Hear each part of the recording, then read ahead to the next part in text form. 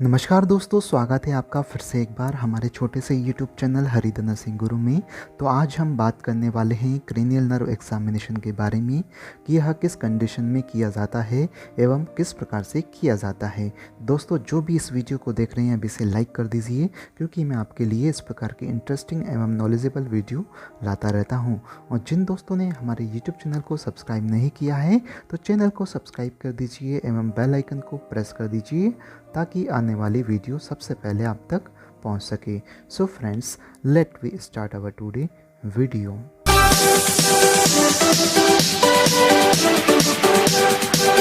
तो दोस्तों, सबसे पहले हम बात करेंगे क्रेनियल नर्व के बारे में। तो हमारे ब्रेन में 12 क्रेनियल नर्व पाई जाती है जो कि ब्रेन के दोनों साइड से निकलती हैं, और यह नर्व्स हमारे नर्वस सिस्टम की बीमारी जैसे brain tumour, aneurysm, myasthenia gravis, multiple sclerosis, head injury, brain haemorrhage, paralysis वाली कंडीशन में अफेक्ट हो जाती है। जब भी यह नर्व अफेक्ट होती है तो उस नर्व का पता लगाने के लिए क्रेनियल नर्व एग्जामिनेशन किया जाता है, ताकि हम पता कर सकें कि कौन सी नर्व अफेक्ट हुई है, ताकि उसका प्रॉपर रूप से ट्रीटमेंट हो सके। जब भी हम क्रेनियल नर्व का एग्जामिनेशन करते हैं तो उस समय पर हमको कुछ इक्विपमेंट्स की ज़रूरत पड़ सकती है, जैसा कि आप इस डायग्राम के माध्यम से देख पा रहे हैं। तो इक्विपमेंट्स में आता है जैसे कि hand wash, item with distinct odour, for example orange, cotton ball, pen torch, fundoscope, tuning fork और neurological reflex hammer, Snellen chart and Ishihara chart. तो इन इक्विपमेंट्स के थ्रू हम प्रॉपर रूप से एग्जामिनेशन कर सकते हैं। तो दोस्तों, सबसे पहले हम चेक करेंगे ऑल्फैक्टरी नर्व को। जो ऑल्फैक्टरी नर्व होती है वो स्मेल को चेक करने के लिए होती है। तो इस प्रकार की कंडीशन में ऑल्फैक्टरी नर्व को टेस्ट करने के लिए हम पेशेंट को इस प्रकार की चीज़ देंगे जो कि फेमिलियर होती है, जो डेली यूज़ में ली जाती है पेशेंट के द्वारा। जैसे कि ऑरेंज देंगे या लेमन दे सकते हैं, कॉफ़ी पाउडर दे सकते हैं या विनेगर सॉल्यूशन उसको स्मेल करवा सकते हैं। अगर वो प्रॉपर रूप से आइडेंटिफाई कर लेता है, यानी कि ऑल्फैक्टरी नर्व अच्छी है। अगर आइडेंटिफाई नहीं कर पाता है, दैट मीन्स ऑल्फैक्टरी नर्व में प्रॉब्लम है। तो दोस्तों, सेकंड है ऑप्टिक नर्व। ऑप्टिक नर्व को चेक करने के 5 तरीके हैं। सबसे फर्स्ट आता है विजुअल एक्विटी, सेकंड है कलर, थर्ड है विजुअल फील्ड्स, फोर्थ है reflexes and the fifth is fundoscopy. तो इस प्रकार से हम ऑप्टिक नर्व को चेक कर सकते हैं। तो दोस्तों, ऑप्टिक नर्व को चेक करने का जो सबसे पहला तरीका है वो है विजुअल एक्विटी। विजुअल एक्विटी को टेस्ट करने के लिए स्नेलन चार्ट का यूज़ किया जाता है, और अगर पेशेंट ने ग्लासेस या कॉन्टैक्ट लेंस पहन रखे हैं तो भी आप विजुअल एक्विटी को चेक कर सकते हैं, और विदाउट कॉन्टैक्ट लेंस या ग्लासेस के भी विजुअल एक्विटी को चेक करवा सकते हैं। इस प्रकार की कंडीशन में जो स्नेलन चार्ट यूज़ किया जाता है उससे करीबन 20 फीट की दूरी पर पेशेंट को खड़ा किया जाता है एवं अल्फ़ाबेट्स को पढ़ने के लिए बोला जाता है, जिससे पता पड़ता है कि उसकी विजुअल एक्विटी कितने बाई कितने की है। तो ऑप्टिक नर्व को चेक करने का जो सेकंड तरीका है वो है कलर विज़न। तो कलर विज़न को टेस्ट करने के लिए इशियारा चार्ट का यूज़ किया जाता है, जिससे पता पड़ता है कि जो पेशेंट है उसको किस कलर का ब्लाइंडनेस है।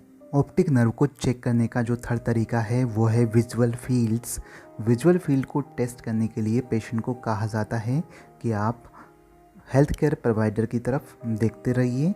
जब पेशेंट हेल्थ केयर प्रोवाइडर की तरफ देखता है तो हेल्थ केयर प्रोवाइडर अपने दोनों हाथों को दोनों डायरेक्शन में फैलाकर उसकी फिंगर को मूव करवाता है, और जो फिंगर मूव होती है वो 4 क्वाड्रेंट्स में मूव होती है। जब वो मूव करवाती है फिंगर को तो पेशेंट को कहा जाता है कि मेरी कौन सी फिंगर मूव कर रही है। अगर वो पेशेंट आइडेंटिफाई कर लेता है कि कौन सी फिंगर मूव कर रही है, दैट मीन्स उसके विजुअल फील्ड्स अच्छे हैं, इंटेक्ट हैं। ऑप्टिक नर्व को चेक करने का जो नेक्स्ट तरीका है वो है विजुअल रिफ्लेक्सेस। तो विजुअल रिफ्लेक्स को चेक करने के लिए पेशेंट की नाक पर हम वर्टिकली हाथ को प्लेस करते हैं, एवं जिस आई को टेस्ट करना है उस आई पर हम टॉर्च से लाइट डालते हैं। जैसे ही टॉर्च से लाइट डालेंगे तो जो हमारी आँखों में जो पिपल्स होते हैं वो कॉन्स्ट्रिक्ट हो जाते हैं। अगर कॉन्स्ट्रिक्ट होते हैं दैट मीन्स हमारी ऑप्टिक नर्व इंटेक्ट है, अगर नहीं होते हैं दैट मीन्स इंटेक्ट नहीं है। तो इस प्रकार से दोनों आँखों को टेस्ट किया जाता है। ऑप्टिक नर्व को चेक करने का जो नेक्स्ट तरीका है वो है फंडोस्कोपी। तो फंडोस्कोपी में क्या होता है, फंडोस्कोप का यूज़ किया जाता है जो कि आई के फंडस पार्ट को चेक करता है। ठीक है, तो फंडस पार्ट को चेक करने के लिए सबसे पहले पीपल को डायलेट किया जाता है मेडिकेशन के थ्रू। तो जैसे ही पीपल डायलेट होता है तो हम फंडोस्कोप से आई का पिछला वाला पार्ट देख सकते हैं, जैसे कि फॉर एग्जांपल रेटिना देख सकते हैं, ऑप्टिक नर्व को भी देख सकते हैं।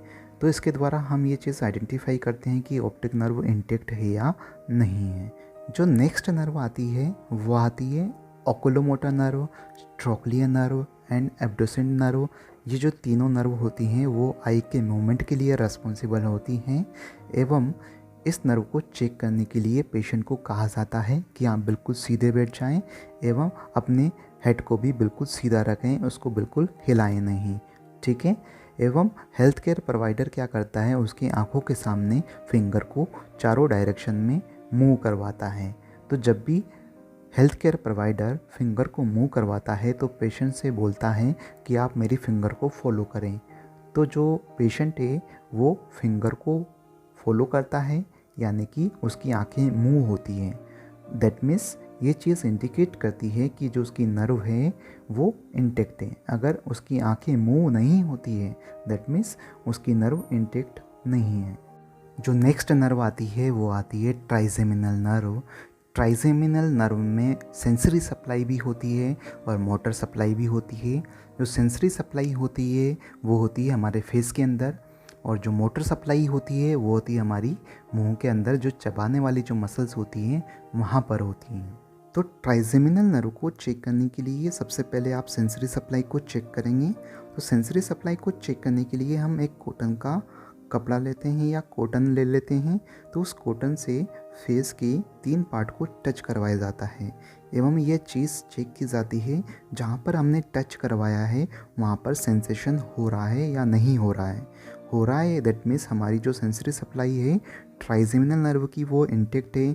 अगर सेंसेशन नहीं आ रहा है दैट मीन्स वो इंटेक्ट नहीं है। तो वो जो 3 पार्ट से जहाँ पर कॉटन को टच करवाया जाता है वो होता है जो यानी कि जबड़ा हो गया, चिक्स यानी कि गाल हो गए, वो फोरहेड यानी कि हमारा जो हेड वाला पार्ट है जिसका इंटीरियर पार्ट होता है वहाँ पर टच करवाया जाता है। तो ट्राइजेमिनल नर्व की जो सेंसरी सप्लाई होती है वो कॉर्निया के अंदर भी होती है। तो इस प्रकार से हम कॉर्नियल रिफ्लेक्स को भी चेक कर सकते हैं। तो इस प्रकार की कंडीशन में क्या करेंगे, जो कॉटन था कॉटन से हम कॉर्निया को टच करने की कोशिश करेंगे। तो जैसे ही कॉर्निया टच होने वाला होता है तो उससे पहले ही पेशेंट अपनी आँखों को बंद कर लेता है, यानी कि उसका कॉर्नियल रिफ्लेक्स अच्छे से वर्क कर रहा है, इंटेक्ट है।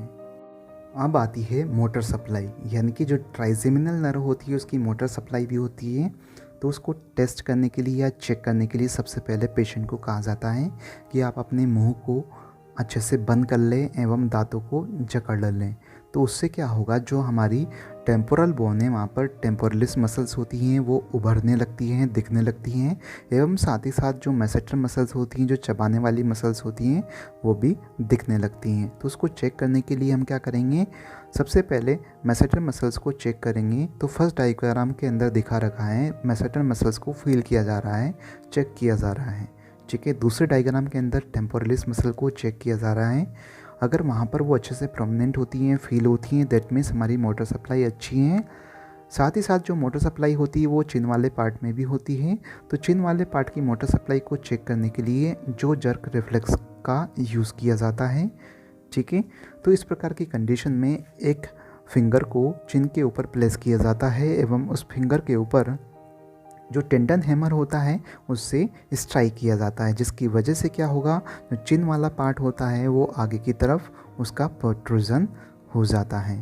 ठीक है, दैट मीन्स उसकी मोटर सप्लाई वहाँ पर अच्छे से इंटेक्ट है। नेक्स्ट आती है फेशियल नर्व। तो जो फेशियल नर्व होती है उसके अंदर मोटर सप्लाई होती हैं जो कि फेस की मसल्स के अंदर पाई जाती हैं, एवं साथ ही साथ जो फेशियल नर्व होती हैं वो फेशियल एक्सप्रेशन के काम आती हैं। तो इस प्रकार की कंडीशन में फेशियल नर्व को चेक करने के लिए पेशेंट को कहा जाता है कि आप अपनी जो आईब्रोज हैं उसको थोड़ा सा ऊपर करें, रेज करें। ठीक है, अपनी आँखों को बंद करें, मुंह को बंद करें और मुंह को फुलाएं, एवं साथ ही साथ दांतों को दिखाएं।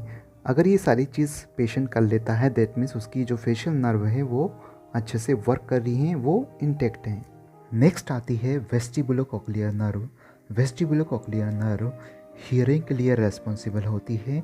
जब भी पेशेंट को हियरिंग लॉस होता है तो उसको आइडेंटिफाई करने के लिए 2 प्रकार के टेस्ट किए जाते हैं, रिनी टेस्ट और वेबर टेस्ट, जिसके द्वारा हम पता कर सकते हैं कि पेशेंट को कंडक्टिव हियरिंग लॉस है या सेंसरी न्यूरल हियरिंग लॉस है।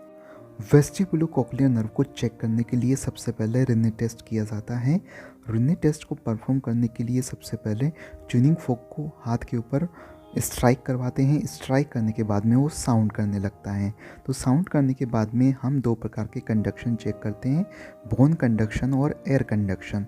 बोन कंडक्शन को चेक करने के लिए स्ट्राइक हुए ट्यूनिंग फोक को मास्टोइड प्रोसेस के ऊपर रखा जाता है एवं उसके बाद में एयर कंडक्शन को चेक करने के लिए कान के पास में ट्यूनिंग फोक को रखा जाता है एवं यह चीज़ चेक की जाती है कि कौन सा साउंड लाउडर है, एयर कंडक्शन वाला या बोन कंडक्शन वाला। नॉर्मली पेशेंट में क्या होता है, जो सेकंड साउंड होता है वो लाउडर होता है, दैट मीन्स एयर कंडक्शन का जो साउंड होगा वो लाउडर होता है। तो सेकंड टेस्ट आता है वेबर टेस्ट। वेबर टेस्ट को परफॉर्म करने के लिए स्ट्राइक किए हुए ट्यूनिंग फोक को फॉरहेड के ऊपर रखा जाता है एवं यह चीज़ चेक की जाती है एवं पेशेंट से पूछा जाता है कि किस कान के अंदर ज़्यादा साउंड सुनाई दे रहा है और किस कान के अंदर कम सुनाई दे रहा है। जिस कान के अंदर कम साउंड आ रहा है दैट मीन्स उसके अंदर कंडक्टिव हियरिंग लॉस हो सकती है या सेंसरी न्यूरल हियरिंग लॉस हो सकती है। अगर कंडक्टिव हियरिंग लॉस है दैट मीन्स कान के अंदर इन्फेक्शन हो सकता है या ईयर वैक्स जमा हो सकता है। लेकिन सेंसरी न्यूरल हियरिंग लॉस के अंदर क्या होगा, नर्वस सिस्टम में कुछ ना कुछ प्रॉब्लम होती है, क्योंकि अगर ईयर के अंदर नर्व की सप्लाई नहीं होगी तो हमको अच्छे से सुनाई नहीं देता है। नेक्स्ट आती है glossopharyngeal nerve. Glossopharyngeal nerve test के लिए रेस्पॉन्सिबल होती है एवं साथ ही साथ सोलोविंग की मसल्स को कंट्रोल करने का भी काम करती है एवं फेरिंग्स, टॉन्सिल और टंग से भी यह सोमेटोसेंसरी इन्फॉर्मेशन रिसीव करती है। ग्लोसोफेरेंजियल नर्व को चेक करने के लिए गैग रिफ्लेक्स क्रिएट करवाया जाता है। अगर गैग रिफ्लेक्स क्रिएट होता है that means glossopharyngeal nerve intact मानी जाती है। नेक्स्ट आता है वेगस नर्व। वेगस नर्व के अंदर सेंसरी सप्लाई, मोटर सप्लाई होती है। सेंसरी सप्लाई हार्ट रेट के लिए, डाइजेशन के लिए और ग्लैंड्स को कंट्रोल करने के लिए रिस्पॉन्सिबल मानी जाती है, जबकि मोटर सप्लाई फेरिंग्स तक होती है। और वेगस नर्व को चेक करने के लिए पेशेंट को कहा जाता है कि आप आहा बोलें। जब भी वो आहा बोलता है तो उस टाइम पर यूला के अंदर कुछ मूवमेंट तो नहीं देखा जाता है। अगर मूवमेंट होता है दैट मीन्स हमारी वेगस नर्व इंटेक्ट नहीं है। अगर वो सेंट्रली प्रेजेंट होती है, सेंटर पार्ट में होती है, दैट मीन्स हमारी वेगस नर्व इंटेक्ट मानी जाती है। नेक्स्ट आती है accessory nerve. Accessory nerve trapezius muscle और स्टर्नोक्लेडोमास्टोइड मसल्स के अंदर मोटर सप्लाई करती है एवं इसको चेक करने के लिए पेशेंट को कहा जाता है कि आप अपने शोल्डर को श्रग करें। श्रग यानी कि आप अपने शोल्डर को ऊपर नीचे करें। इससे ये पता पड़ता है कि ट्रेपेजियस मसल इंटेक्ट है या नहीं है एवं साथ ही साथ पेशेंट को कहा जाता है कि आप अपने हेड को टर्न करें। तो टर्न करने से क्या होता है, जो स्टर्नोक्लिडोमास्टोइड मसल से उसका पता पड़ता है कि वो अच्छे से वर्क कर रही है या नहीं कर रही है, वो इंटेक्ट है या नहीं है। जैसा कि आप फर्स्ट डायग्राम के अंदर देख रहे हैं तो इसमें स्टर्नोक्लिडोमास्टोइड मसल्स को चेक किया जा रहा है फर्स्ट और सेकंड डायग्राम में, जबकि थर्ड और फोर्थ डायग्राम में ट्रेपेजियस मसल्स को चेक किया जा रहा है। नेक्स्ट आती है हाइपोग्लोसल नर्व। हाइपोग्लोसल नर्व टंग की मसल्स को मोटर सप्लाई देती हैं एवं इस नर्व को चेक करने के लिए पेशेंट को कहा जाता है कि आप अपनी टंग को बाहर निकालें। तो जैसे ही वो बाहर निकालता है तो टंग को ऑब्जर्व किया जाता है, चेक किया जाता है कि उसमें किसी प्रकार की वॉस्टिंग तो नहीं है, यानी कि मसल का लॉस तो नहीं हो रहा है, मसल है या नहीं है। और मसल है तो उसके अंदर कुछ डेविएशन तो नहीं है। अगर डेविएशन है दैट मीन्स उस साइड पर मसल्स की वीकनिंग हो रही है, वो मसल अच्छे से काम नहीं कर पा रही है।